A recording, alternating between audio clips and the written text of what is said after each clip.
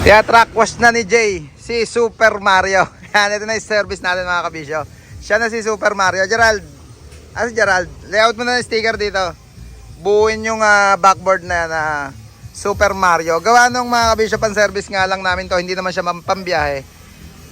Barya-barya lang ang lakay, ang mga takbo nito. Kaya, di ba si Super Mario? Puro coin yung kinokolekta niya. Kaya, Super Mario ng team kabisyo. All goods na rin yung loob niyan. Kinis na rin sa Riwana. Nakita nyo naman. Jay, hindi natin na picture nung bago i-set up yung loob. Nabasa oh. Punasan na lang. Ganda nung seat cover niya, naka-kabisyo, naka-stitches. Pati yung ceiling niya, naka-stitches na rin na diamond design. Mating, okay na rin. Manubela, shift knob. Yung toggle switch ng boss, lalagyan natin ng adapter din ng para sa toggle, yung jet in adapter. Gawa nung shift knob natin bulak-lakit na para bumagay. Ayan, yung steering wheel naman natin, Nardi na 4-spoke. Cover natin, original Japan, nakuha namin sa unit mga kabisyo na front cut na chinyap-chap.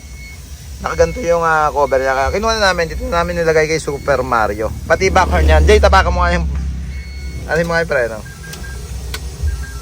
Ayan, nilabas mo na. Labas, darudo daka. Signal kaliwa. Signal kanan. Parang mahina, Jay. Lakas mo nga konti. In back horn. Preno muna. Preno. May toggle yung back horn niya para.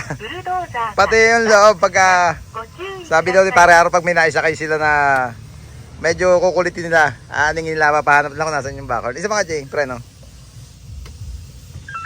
Yan, yung brake tone.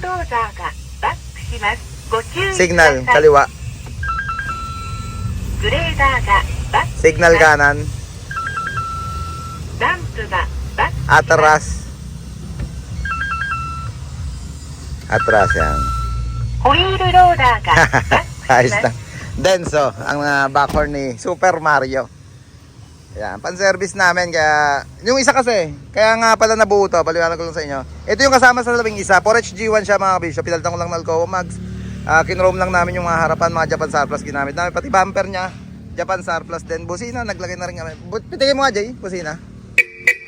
Yan, naka-Bosch na rin. Ito yung kasama doon sa labing isang unit, mga 10 feet natin. Kaya sabi ko sa inyo, nung, pag may nagtatanong, kung goods daw ba yung mga unit. Mga kabisyo, ito yung isang patunay na okay yung mga dumating nating unit. Karamihan, na-sold na. Yung 4M40 natin, sold na. 4HL1, sold na. Yung isang no engine, sold na rin. Pero marami pa natira na, na mga 10 feet, kagaya nitong sa service natin si Super Mario. Kaya kung kailangan nyo unit na 10 feet na ganito, yan, pwede nating ayusin nyo. Or talaga namang sa package ng presyo, nakasama talaga upholstery, matting, change oil, pintura.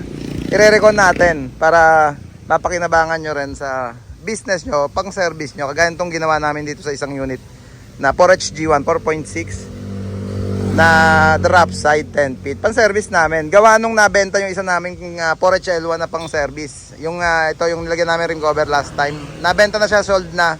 Kaya gawa kami ng isang pambenta. Sorry, hindi pambenta na, pang service na. Ito na talaga service namin. Hirap kasi pagka nasa biyahe sila, transporter, hijacker, lupaypay at sitaguro, wala kaming magamit. Pagka kagaya nito, sabi ko nga, pang manipisan lang naman ang biyahe na to. Pang service namin. Magpa-vendor sa Victory sa Valenzuela. Para kay Sakuragi ito, yung sa baby chassis niya.